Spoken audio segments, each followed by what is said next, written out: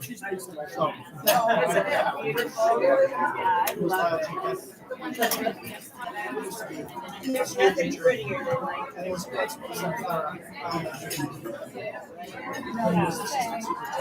Yeah, it has some blue sparkles during the day and then at night. All right, welcome everyone. We are going to call the meeting to order. I know some of you are still just getting your food, but we want to leave plenty of time for our speaker tonight. So, welcome. It's good to be back after the summer break. I hope you guys had a good summer.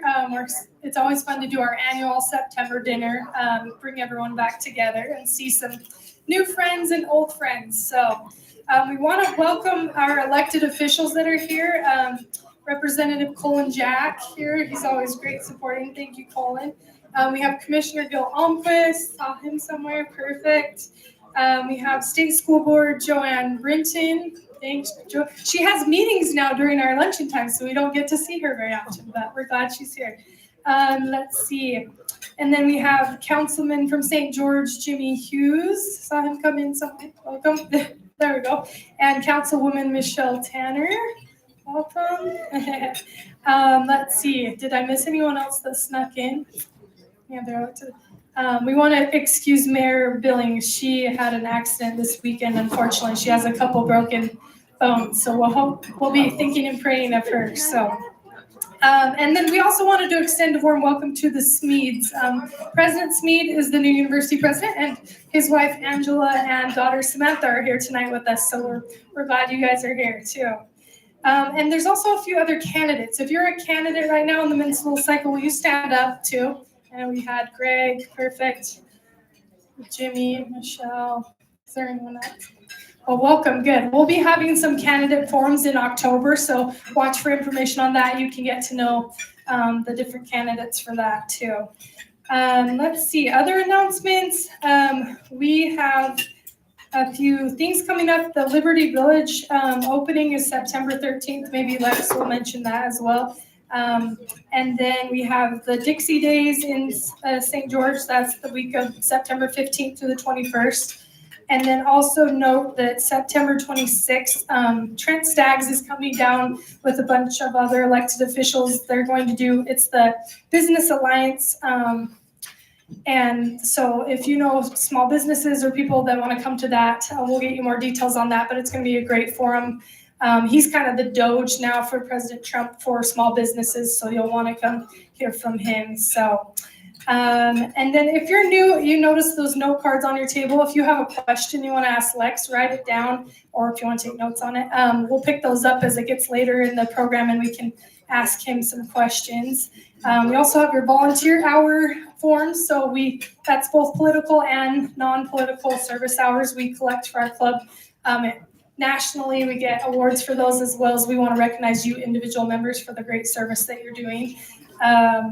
And then let's see, what else? Oh, this is our last month for the raffle. So if you saw the Trump quilt out there, all the money we're raising is going to United We Pledge for that. So be sure to buy your last raffle tickets, and we'll raffle that off next month at our luncheon. So that's been great, and I know a lot of you are wanting that. So get your tickets in there.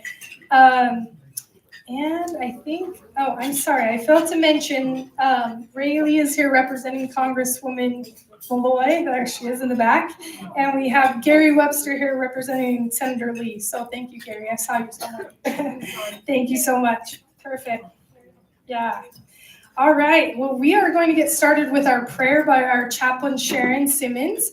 And then we'll have an Americanism message and pledge by Alexis Ince. Michelle, did you make it in? Polish from AFP? Okay, she's from Americans for Prosperity. She's going to give us an announcement. And then we'll have our member report by Kristen Crow, and we'll go to that point. So Sharon.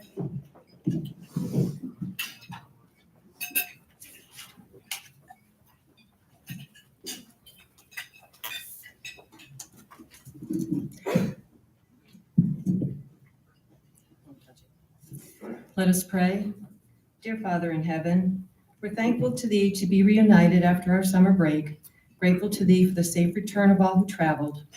and for the nourishment thou provides us this evening through Carrie and her staff. We're thankful to thee to welcome our guest speaker, Lex Howard. We appreciate him being here, and we look forward to hearing from him. We're grateful to thee for the administration's successes this summer and for the end of Iran's nuclear program, for ICE, CBP, and local law enforcement restoring safety, and for the continued growth of our party. We're grateful to thee for these and so much more. Father, we ask thy blessing for Rex. May his efforts and success with United We Pledge continue. We ask thy blessing for the Trump administration. May successes continue. May we see accountability for those in government who betrayed us. May the administration's actions and policies continue to change hearts and minds of our more citizens, that they may recognize the great blessing of America thou gave us. We ask thy blessing for the victims and families of the tragic event at the Annunciation School in Minneapolis. May they find solace in thee as they recover from the trauma and resume their lives. And lastly, Father, we ask thy blessing for Nanette Billings, who suffered broken bone injuries from an accident with a horse. May she have a full and speedy recovery. We humbly ask these blessings in the name of thy beloved Son, Jesus Christ. Amen. Amen.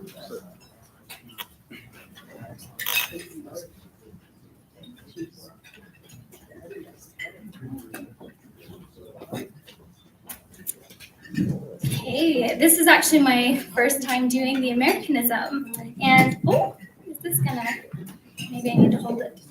All right. It's nice to be with a group of strong, principled Republicans, people who know that freedom must be defended with courage and conviction. So when I thought about what I wanted to share tonight, I wrote this really quickly this morning, so hopefully this works out. Today, I wanted to share a short but powerful story from our founding, and it's about James Madison, the man that we call the father of the Bill of Rights. When the Constitution was drafted, Madison believed the structure of our government, federalism, checks and balances, was the best safeguard against tyranny. At first, he didn't think a Bill of Rights was necessary. He feared that enumerating certain rights might imply that unlisted rights weren't protected. But then something remarkable happened. Madison listened. During the ratification debates, Americans, especially anti-federalists, voiced concerns, and Madison, instead of dismissing them, responded. He didn't dig in, he didn't double down, he stood up, stepped forward, and he got to work. He ran for Congress in 1789, promising to protect individual liberties, and he delivered. He reviewed hundreds of proposals, and in 1789, he went to Congress with the 10 amendments that we now cherish as the Bill of Rights, 10 powerful amendments that put the government in its place and the power back in the hands of the people. Amendments like the freedom of speech and religion, due process by trial and jury, protection from government overreach, and one of my personal favorites, the 10th Amendment, reminding us that the powers not given to Washington belong to the states or the people. That's the Madison that we celebrate, someone with the humility to listen and grow and the courage to lead and problem solve. His legacy reminds us that the Constitution works when leaders listen, that compromise, when rooted in principle, can strengthen liberty, and individual rights are always worth defending. As Republican women, let's carry that torch, fighting for limited government, personal freedom, and a nation that honors its founding values. Happy Constitution Month, y'all. Now, please, could you stand for the Pledge of Allegiance?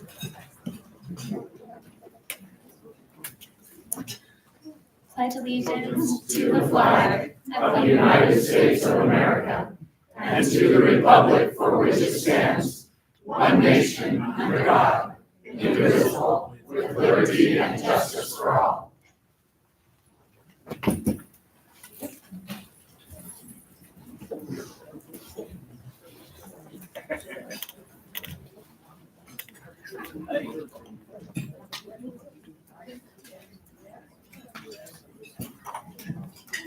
Thank you so much. What a great turnout, you guys.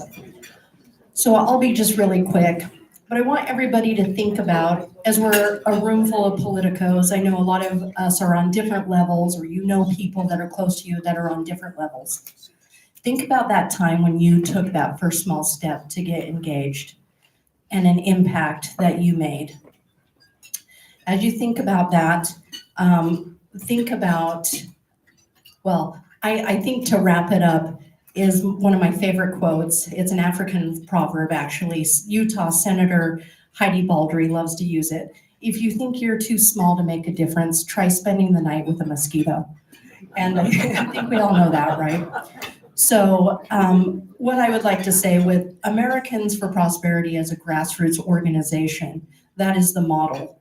And great organizations like the Washington County Republican Women's Club and Americans for Prosperity and others that work to educate and empower people to be able to take actions. We have the resources and the platforms to amplify those voices. So I would ask just a couple things from you guys.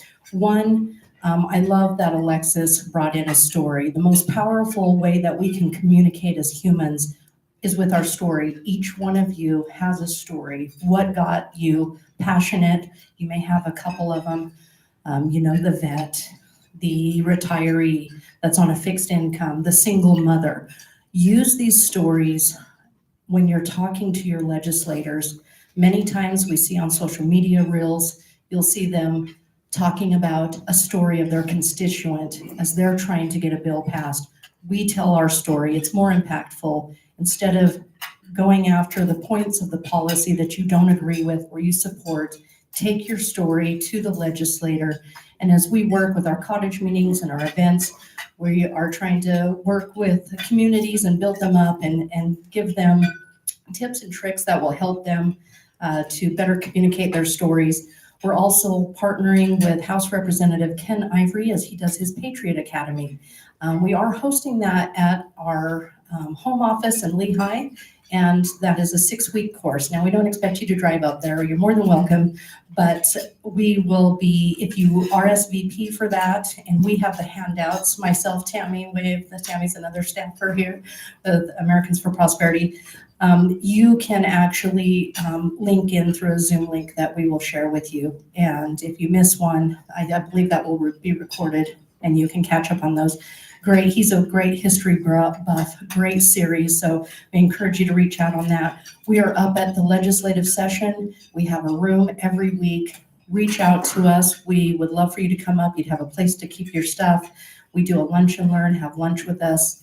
If you can't make it on one of those days, we are always up there. So we will meet with you, have lunch with you, take you to see your legislators, schedule you to be able to sit on the Senate or House floor with your representatives, and tell you about policy. Lastly, what I would like to leave with you, that is all the state stuff. On the federal level, we know historically during midterms, the sitting administration loses seats, and we have razor-thin vote majorities. And so we have to do everything we can, and there is a concerted effort with negative and misinformation about the One Big Beautiful Bill. So our organization is dedicated to getting the message out. We have flyers, and we ask that you guys take those with you and share those with people to tell the truth about the historical tax cuts that were made permanent. If you are a small business owner, I did not print up, I didn't want to have like loads of papers to bring you guys, but we have the small business benefits of the One Big Beautiful Bill. We need to get the correct messaging out there.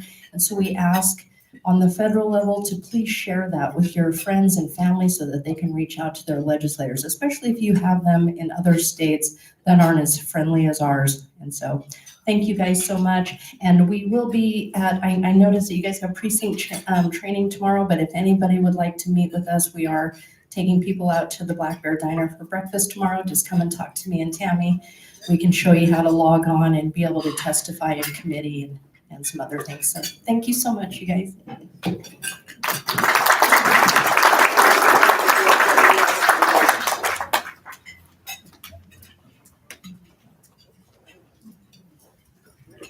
It's truly terrific to see so many of you at this dinner tonight. And especially when it's one day after a holiday that so many of you could make it. So thank you.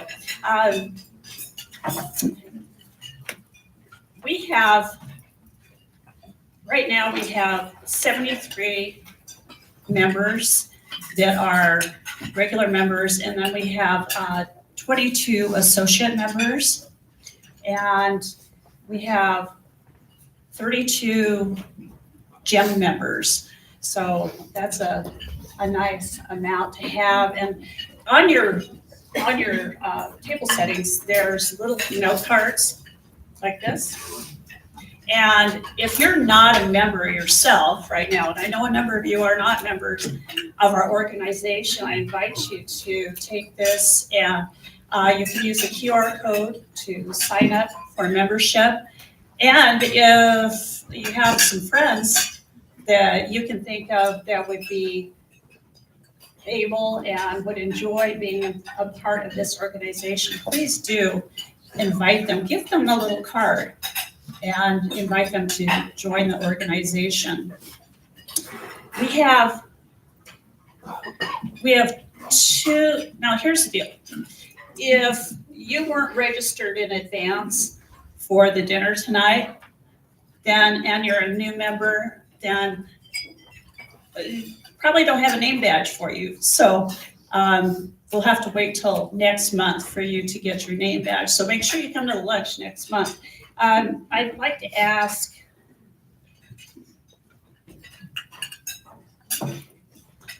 Leanna Jenner and Jody Valentine to stand up. And Marion has a name badge for Leanna, and Jody is a gem member. She's a gold gem member. Mary? Yeah, where we go? Oh, over there. There we go. Gotcha. And people that decide to be a gem member, what gem membership provides is an opportunity for our organization to not have to have separate fundraising projects. The money that's allocated through the gem membership provides that additional money. Also, with gem memberships, you get extra perks. For example, if you're a silver member, you get a VIP reception, which many of you participated in tonight. And then if you're a gold member, you get a free lunch in addition to VIP resources. And if you're a diamond member, like Sean, then you get 10 free lunches. So just some things to think about as you decide what kind of membership you'd like to engage in. Also, one thing that I'd like to mention to you is, as an organization, one of the real big benefits of being involved in the Republic of Women is that we have monthly luncheons, and sometimes we have seminars, and we have, as tonight, a dinner, that it provides an opportunity for you to get some continuing education about what's happening in the government. It provides you an avenue to learn about what's going on in the legislature, what's happening. One of these days, when we have our friend on the school board come and speak, learn a little bit about what's happening at the school board level. So there's all different ways that you can learn more about what goes on in the state of Utah, and also on the federal level and the local level. So with that, I will get out of the way so we can hear from our speaker.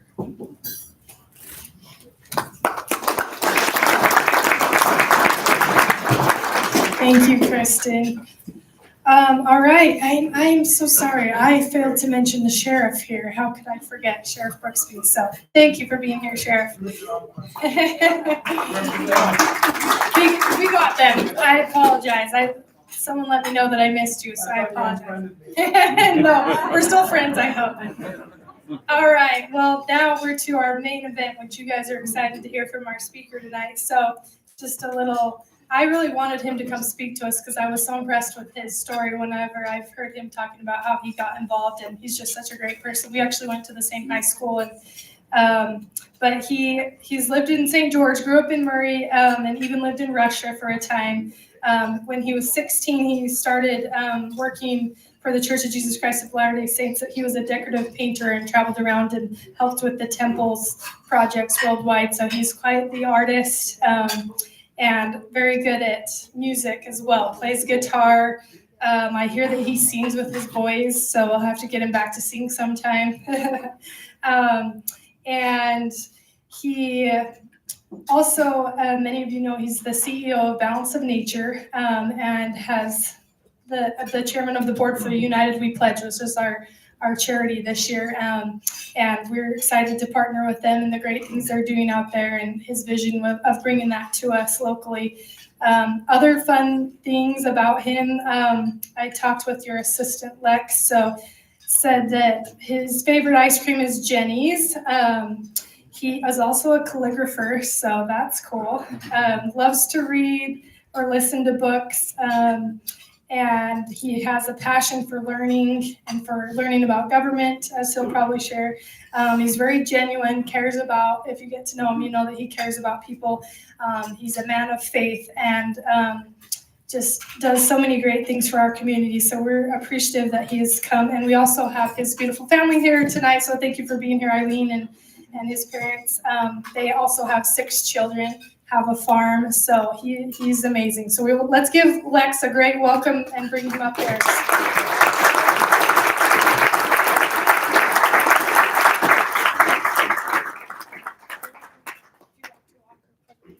Oh, thanks, Haley. So I don't know how you got my assistant's phone number. I have no idea you'd spoken to her. And let's see, will that work? Can you guys hear me? Everyone hear me? Okay.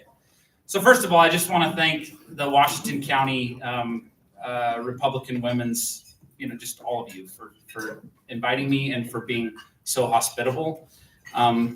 I don't know why I get this honor. Balance of Nature is a phenomenal company, and we're really proud of that. My dad's here. He's the founder of Balance of Nature.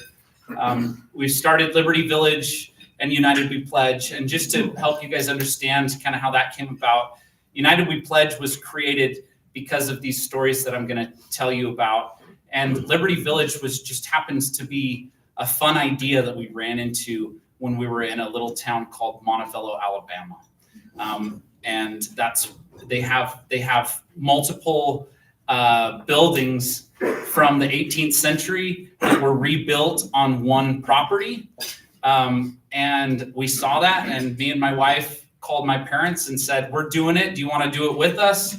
We got to do it in southern Utah." And my parents actually cried. And my dad said, "I always thought Balance of Nature was created just simply to change the lives of people. And I now know that Balance of Nature was created to create Liberty Village." So it is a passion project. And me and Dennis Levitt, who is the CEO, and maybe my parents, I don't know, I can't speak for them, but I think I will die there. In fact, just the other day, I didn't even tell my wife this. I was driving in the car and I was like, I wonder if you could put put a burial plot there for us. It's a dream come true. I really believe that America has a problem, and it's in the school system, and it comes from not teaching American history any longer. As soon as social studies was brought out, then American history was removed. And maybe more importantly, civics was removed, because you'll see at Liberty Village, as you visit and bring your grandkids and children, your spouses and your dates, you will see that we're not so focused on the dates of American history or the specific events, but we are focused on the feelings of what happened and how those events pertain to today's events. That's what we're focused on. Anyways, in 1994, My parents were crazy. They moved our entire family, 5 children and them, to St. Petersburg, Russia, just after the wall came down. And I was 7 years old, we could stand here and I could bring my parents up and we could talk about that for hours on end, how beautiful of experience that was. But I have one specific memory that really sticks out to me. I remember walking the streets with my parents, and one day I saw a man struck by a car, and the driver of the car got out, moved the lifeless body to the gutter, got back into the car, and St. Petersburg, Russia is a busy place. As horrible of thing as that is, the worst thing was that nobody stopped or cared. It was about 12 years later that I served an LDS mission in Chicago. And I remember sitting in a man's living room.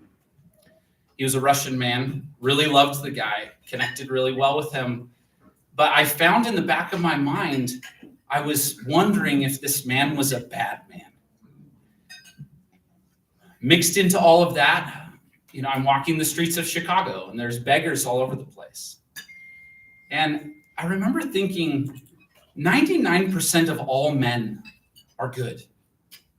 99.9% of all men are good. Why can't we, as God's children, just care for people? Why don't we take that seriously? I want to ask a question. Of all these women in here, when does motherhood end? Never. No. I love it. It always makes me happy.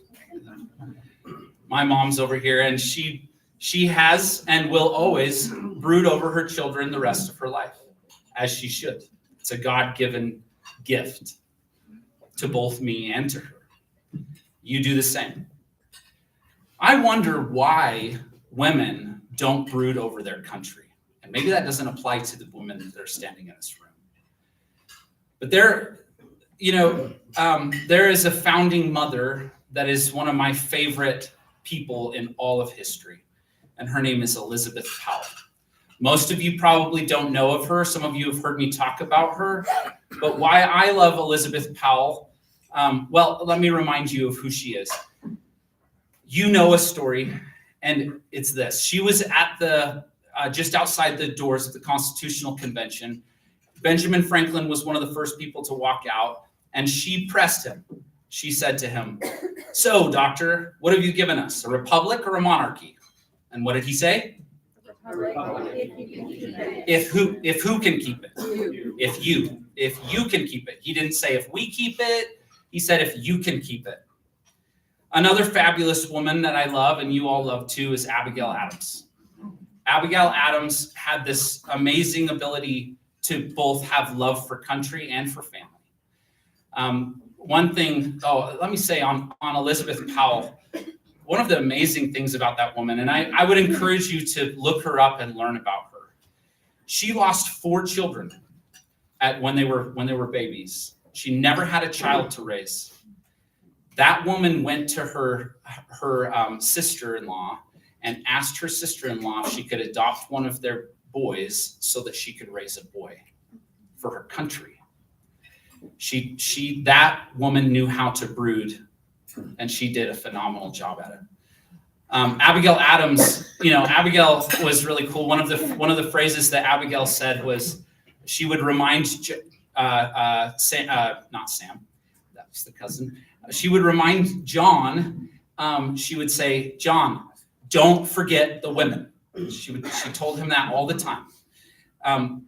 So that was a worry to her, and you can see it through her letters. She's always reminding him not to forget the women in so many different ways. But she also raised a man. She raised a son, John Quincy Adams. John Quincy, he was one of my favorite examples. Whether I agree with everything he did, I loved what John Quincy did because he was a servant. He was one of the only presidents that he became a president, our 6th president. And after he was our president, he continued to serve. He understood his civic duty. Do you guys know that he died on the floor of the Congress floor? And guess what he died fighting for? He wanted to make sure that Texas didn't secede. Isn't that cool? And it was because of Abigail. Abigail, these women, just after the Revolutionary War, this is not talked about very much, but they actually came together and they talked about something called Republican motherhood. It was a culture that they wanted to make sure didn't stop in our country. So if you look it up, and remember, Republicans weren't what Republicans are today. There was no party, there was no Republican Party. They were inclusive of everyone, right? So Republican motherhood, they were just trying to save the Republic, and they realized what their influence was and how they would do it. So my question to you guys, another question I have is, what is a citizen? It's a real question. What is a citizen? Anyone want to answer? You won't be wrong. It's pretty easy. Yes. Subscribe to the values of the nation that they live in. Love that. Provided they're- Love it. So what's the difference between a US citizen and a Russian citizen? Both citizens. I would say that in America, we are not subjects to anyone. That's how it all began. In other countries, we are subjects to other people. They're subject to someone.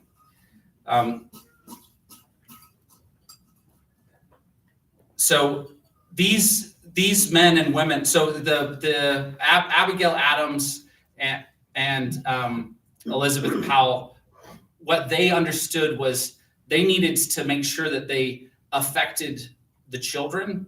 And one thing about that I've always thought is, we talk about how children are the future, but what I would like to bring to the table is, I'd like to say that actually moms create our future.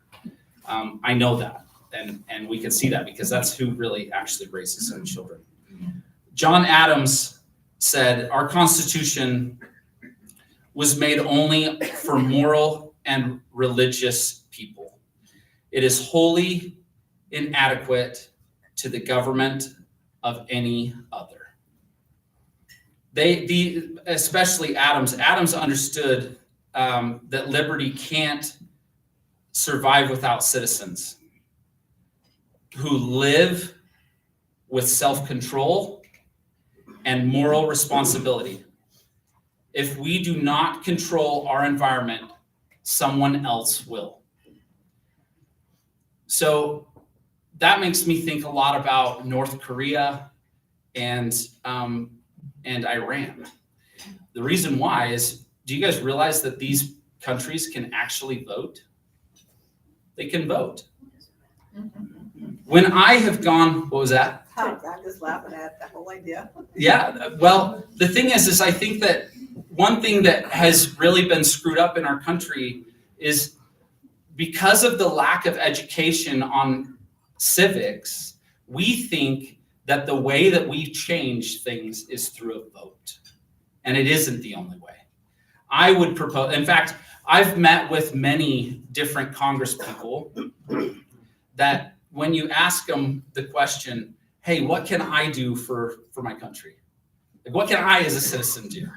They will almost always answer with three things. Almost always. And so now I just ask them because it's kind of fun to hear it and whatever. Yeah. But they will say money, time, and votes. That's how you'll make a difference. That is ridiculous. That is the most horrible response that can possibly be given. I know that what it really comes from is by actually participating. By actually, maybe what we could do is actually find out how to write a policy and hand it to one of those men or women and give it as a suggestion rather than scream and cry. So I had an experience which keeps on being alluded to. I had this experience of going to January 6th. I was there at the Capitol building, along with my dad and a couple of friends. And it was a really beautiful experience. It was a phenomenal experience. I loved it so much. And you guys can ask me questions on that. We can get to that by the end. But I loved it. We were with men and women, children on shoulders. It was a phenomenal experience. And I really felt like I was making a difference by being there. What was horrible was when I left and I turned on the television and they were calling me a domestic terrorist. And all I was doing was everything I thought I could do. Guys, I was a pretty good citizen back then. At least I thought so. And all I could do was go to the Capitol building. I didn't even know that I could go in the Capitol building. I was a pretty good citizen. I stood outside the building and I stood there and picketed. I wasn't really picketing and angry, but we stood there and we're trying to make a difference by screaming. One thing I learned through that experience, chaos will always grant the other guy control. Always. Think about it. Your children, when they get on the floor and they start kicking and screaming, who gains control at that moment? Mom. Mom will always gain control. Why couldn't we have gotten in a line, a single file line? We could have done it and stood and gone through security. We would have had miles of people. And we could have walked through and knocked on Congress people's doors and just told them the way that we felt. We would have done that for days and days. I know they say there were less than 1 million people there, but there was a sea. It was the most beautiful view from where we were standing. But if we would have just gone in, knocked on people's doors, talked to them, and been intelligent and told them what the problem was, I guarantee you probably within 24 hours, somebody would have walked out and would have started talking to us. What I hope I can invite you guys to do today is I hope that you guys understand how important you are again as moms. I want to leave a challenge with you guys. I want to ask, what kind of a citizen are you? Are you committed to being a better citizen? Are you willing to think of new ways to being a better citizen? Are you stuck in maybe a groove? Can you think of how you can maybe look at a kid and just tell them that you love them and you care about them? I was living in Morningside when I was in my mid-20s. And I've never really wanted to be in politics, but on the other hand, I've always known that I needed to involve myself because that's what a citizen's supposed to do. So I don't even remember who it was. It's probably good because you guys probably half of you know who he is. But there was some congressperson, some state person that was down there, and somebody asked me if I wanted to go to lunch with them. And at the very end of lunch, it was just me and him sitting there. And I asked him this question I ask everyone, what do I do? Like, I'm in my 20s, what do I do? And he asked me, how many kids do you have? I think we had 3 kids back then. And he said, you know what you need to do, buddy? Go home. Be with your kids. That's what you do. It's horrible. We remember that during the Revolutionary War, it wasn't just men fighting.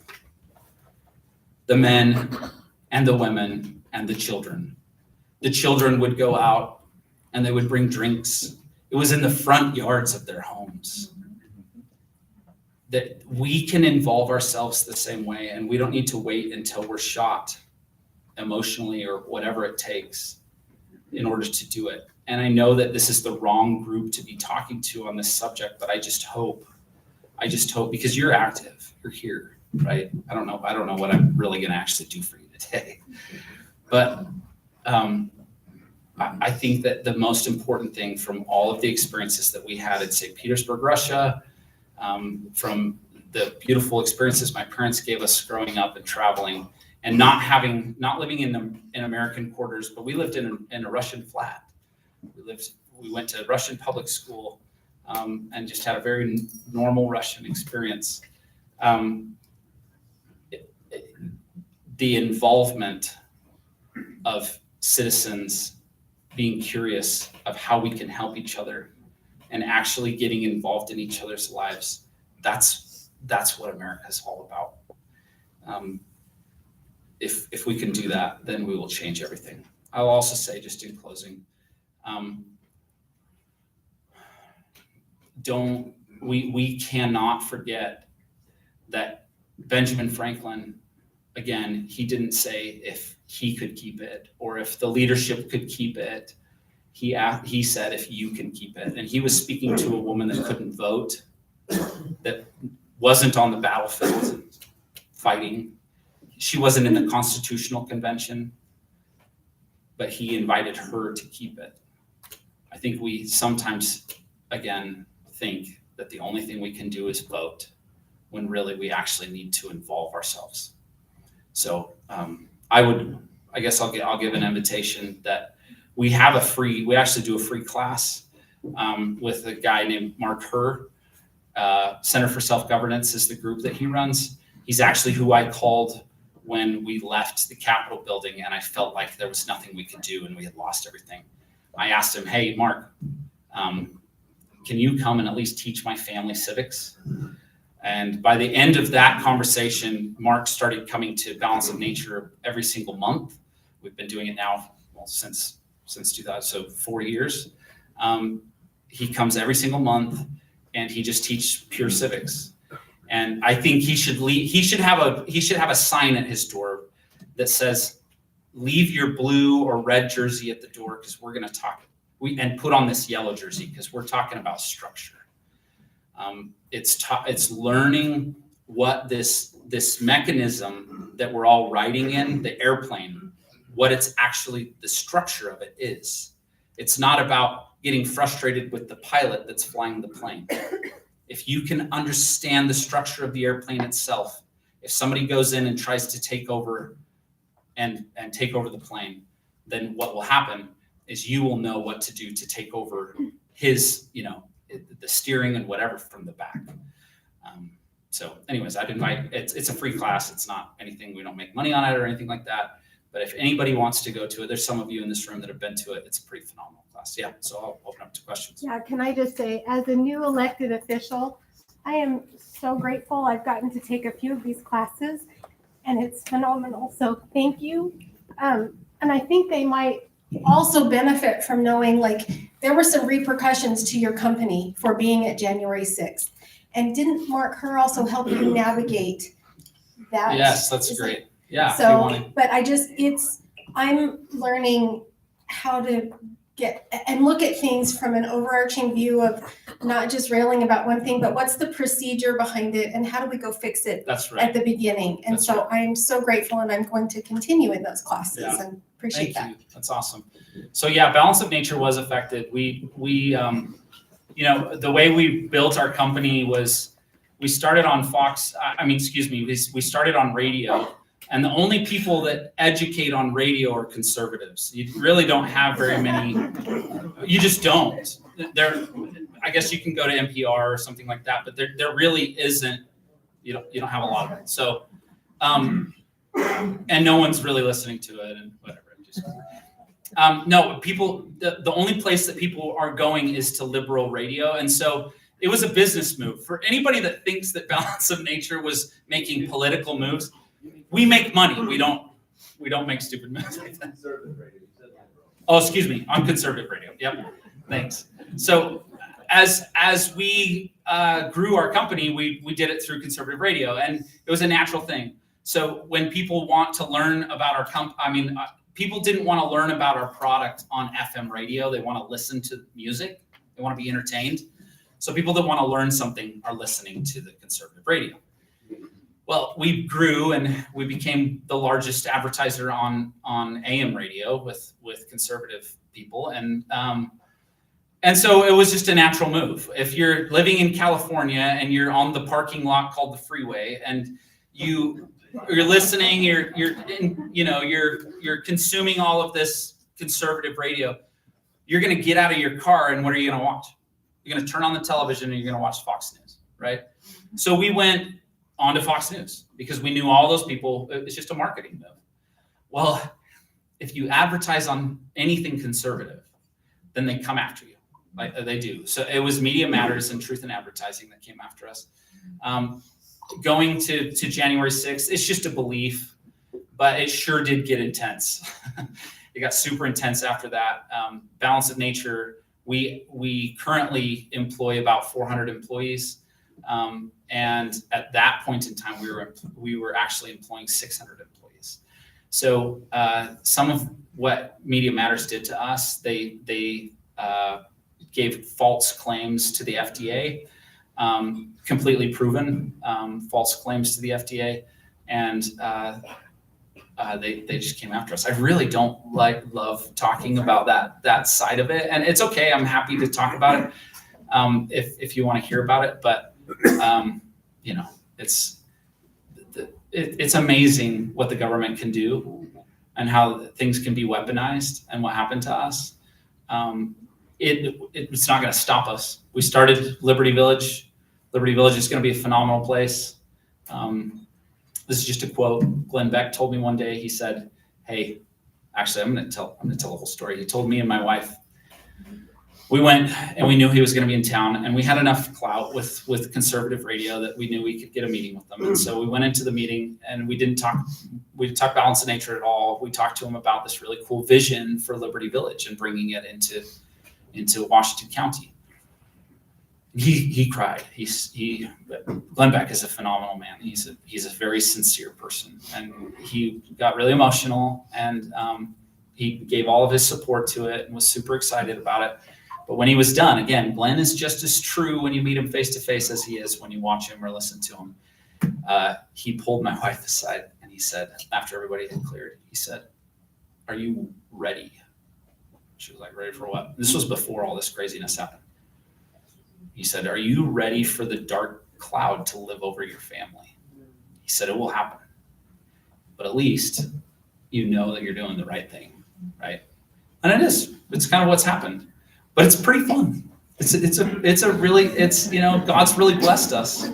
I'm not a poor guy, even though we went through all that stuff. We're a wealthy family, and we'll keep on giving back to the community all we can. And I don't want to meet my maker one day and have him be like, "Well, we gave you all that. What'd you do with it?" So Glenn also said in another meeting, there were a couple of people that were there, and he said, "All I want you guys to do is to piss in every corner of your county, because you're going to get attacked as a county." Right? This is just a quote. And you know what? This county has done a phenomenal job. America's county, there's so many moves that the county has done, and we're really proud to be a part of this county. Any other questions, Dad? Just one thing, you brought up the consent decree, I would never said this, but I do want you to understand, they had like 48 allegations or something against us, and we knocked off every single one of them, 100%. We knocked off every one of them. And the story to the end of it, you want me to tell that? Well, they had no grounds to go on. Yeah, go ahead. Well, so they sent this consent decree, which is a very scary thing to be sitting in a meeting and suddenly be served papers from the DOJ. It scared me to death. And luckily, Mike Lee and Chris Stewart they just picked up, they were inspired to just pick up their phones. And I called them and I told them, and again, it's just a quote, both of them said it on their own. I called Chris Stewart, I think, first, and he said, "You do not respond to that. You find the best attorneys on the planet to represent you. They will respond."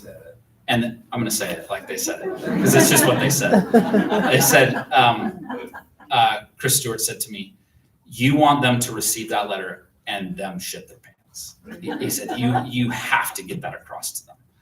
And that's what we did. And Sidley is the group that we used, which they are insanely powerful group of men and women. And so as we went through that process, it was really hard as a leader in a business to receive a consent decree. It's only allegations, right? So we got to work through that whole situation. And as we did that, we took all 40, however many allegations, and we started just going through the whole list and responding back to the DOJ, and they would say, "Yep, you're right, that one's wrong. Yep, you're right, that one's wrong." 9 months of having to keep that secret from the public and from our employees. You don't go out to your employees and tell them you got a consent decree from the DOJ.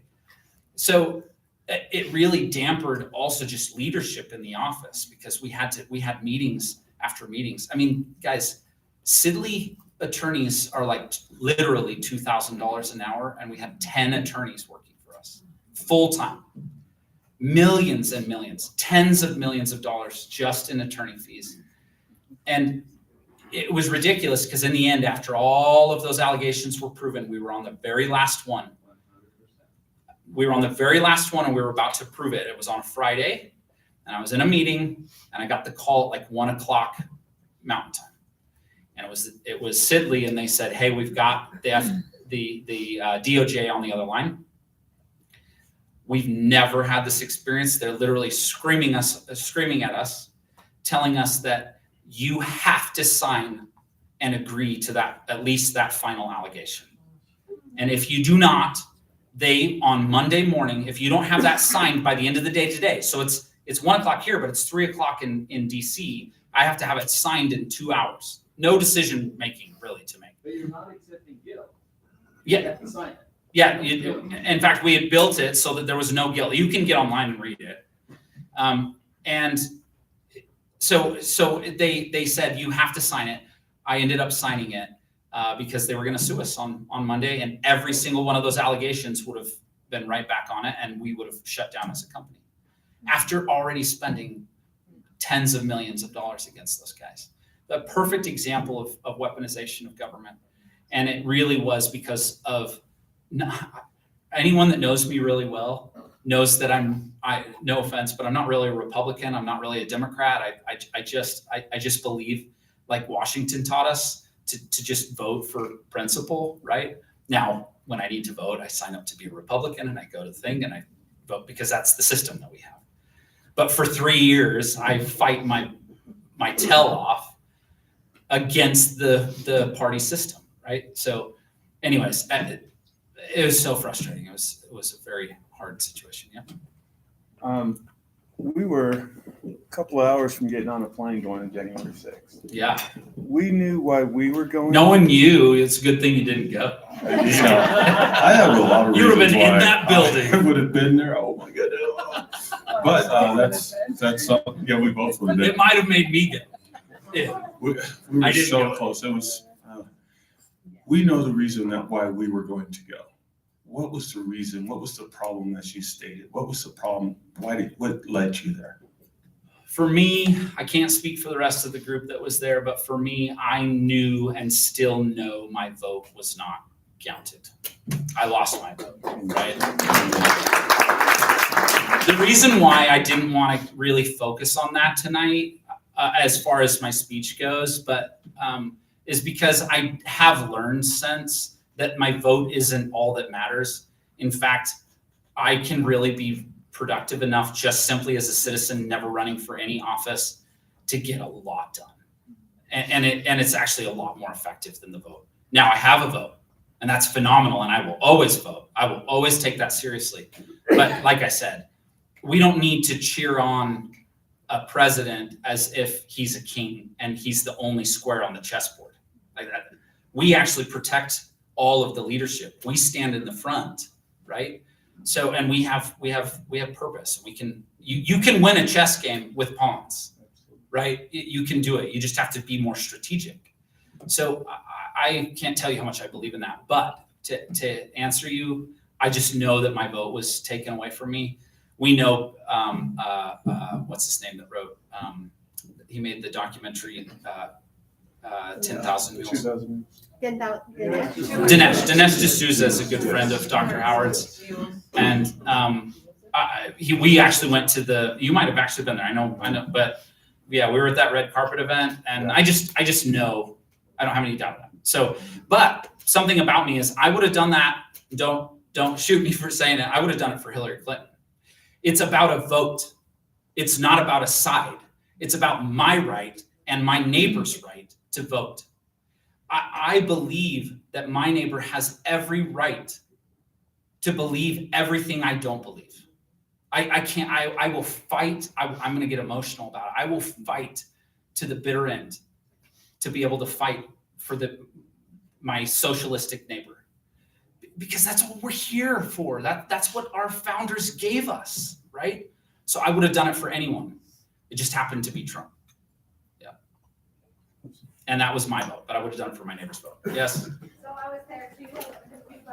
She kept us out of the building, and that's the honest truth. We almost went in, and she said, please, boys, don't go in. Yeah, there's a good brood right there. My Where's mom my broodie? helping us not do that. No, but after the fact, one of our borderline socialistic neighbors from an old house was having a conversation with me, and he asked me, why were you there? Why did you go there? You know, because I respect the man, he respects me. We just didn't agree on this subject. So, and I asked him, I said, why didn't you? And he stopped.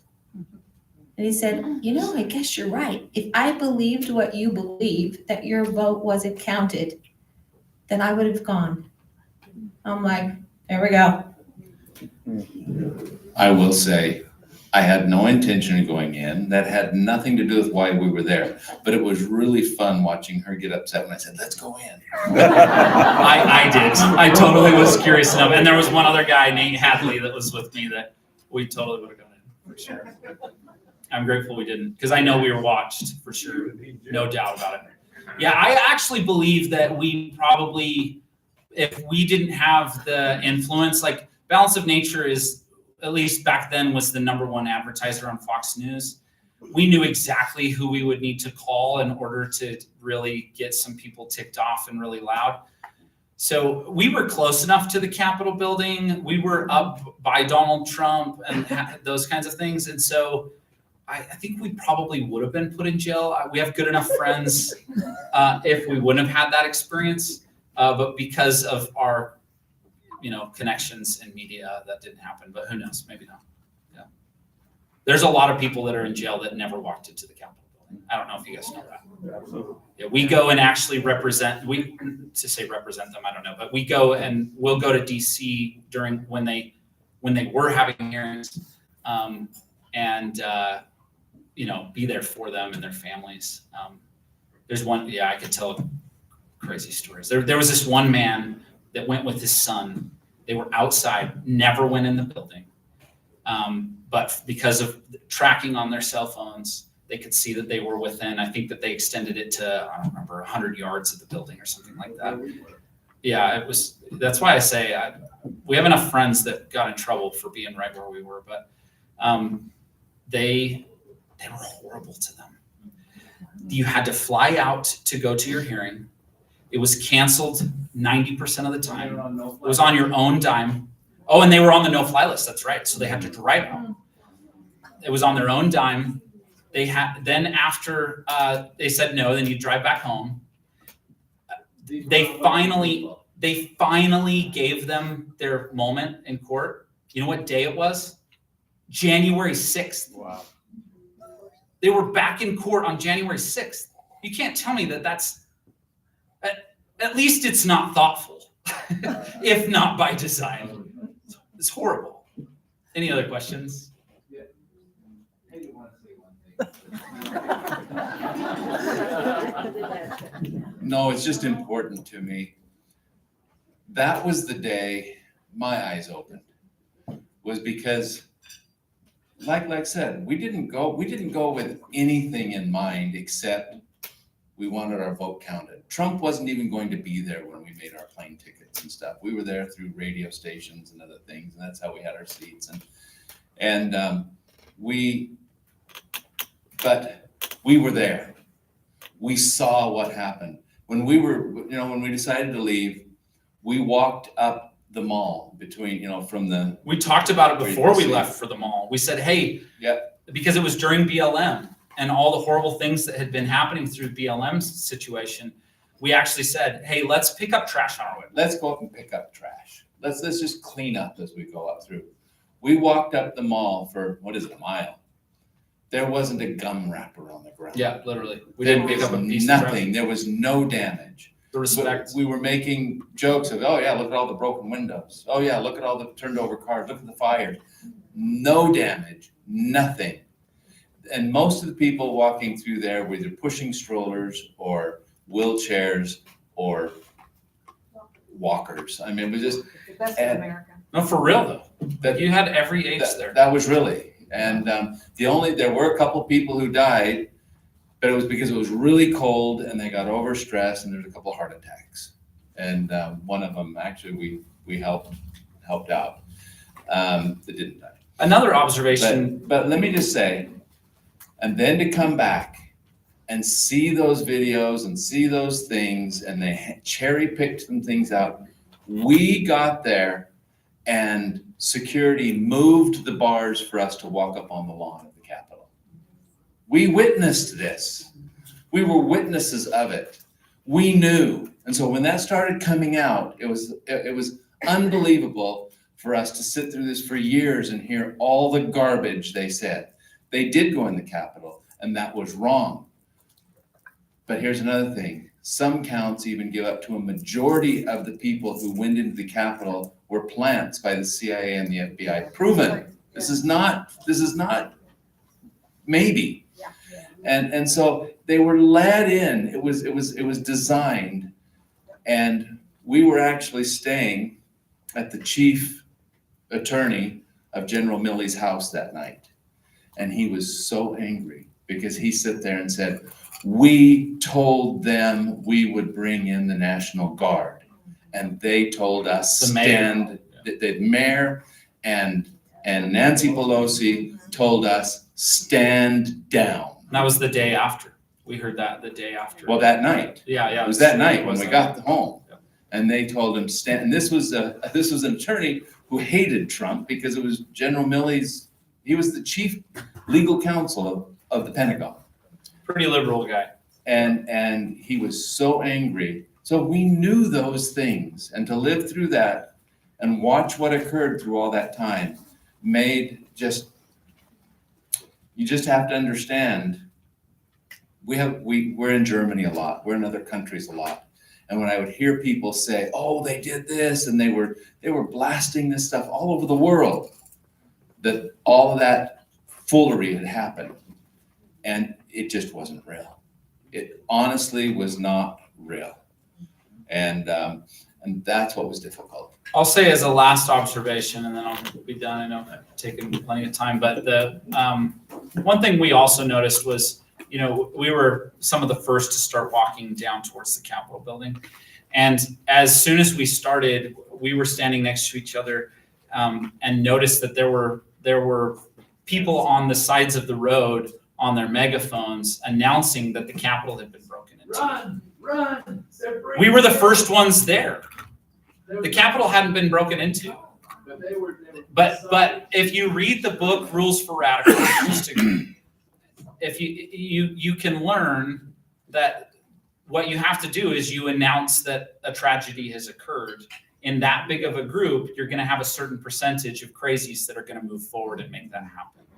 So I strongly believe that that's really what occurred, is that there was a certain group that was motivating people by making the announcement. Yeah.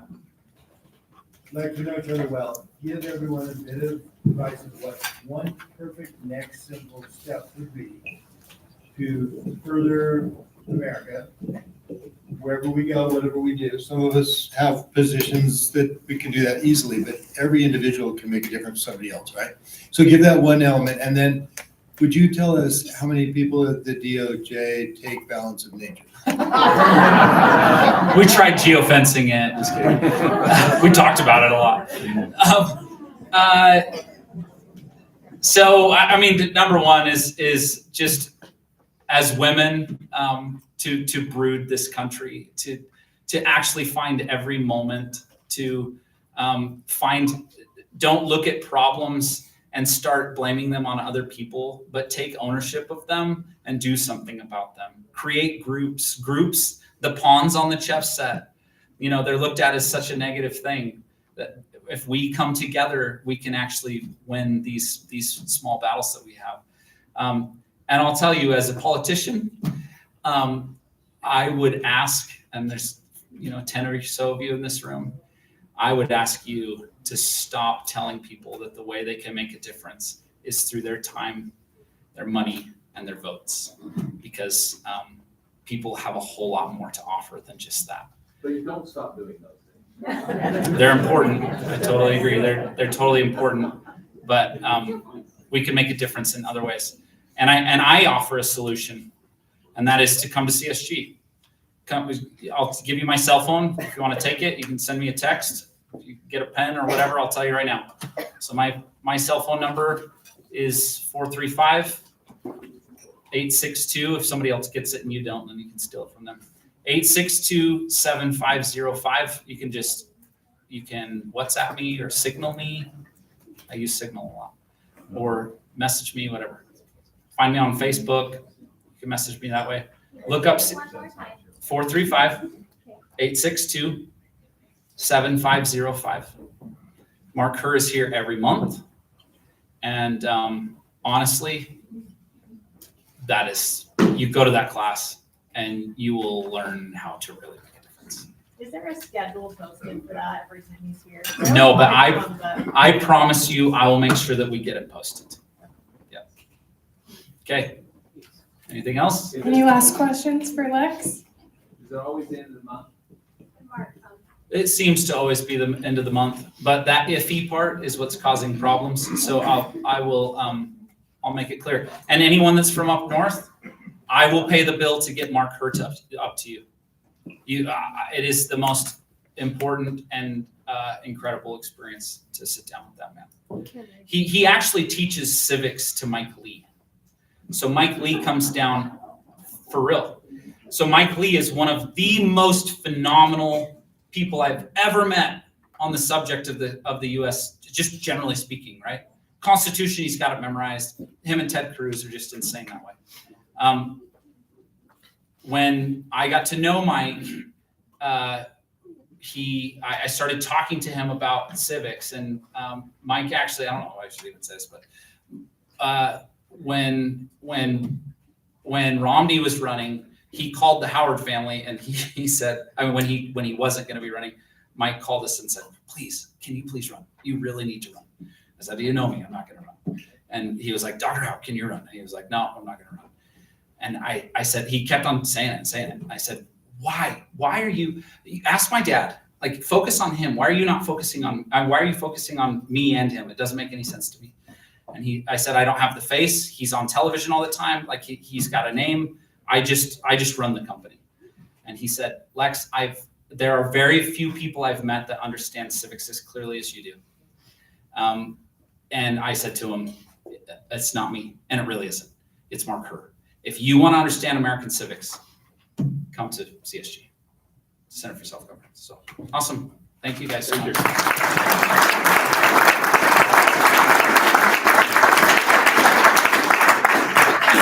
Thank you so much, Lex, for sharing your experience and answering our questions. And I can also vouch for the classes. They're really great. They get you thinking in a different way. There's different areas. There's systematic, there's partisan politics, and then you work your way into local, state, federal government. So if you're interested, definitely take advantage of those. But we appreciate all that you and your family do for our community. So let's give them another round of applause.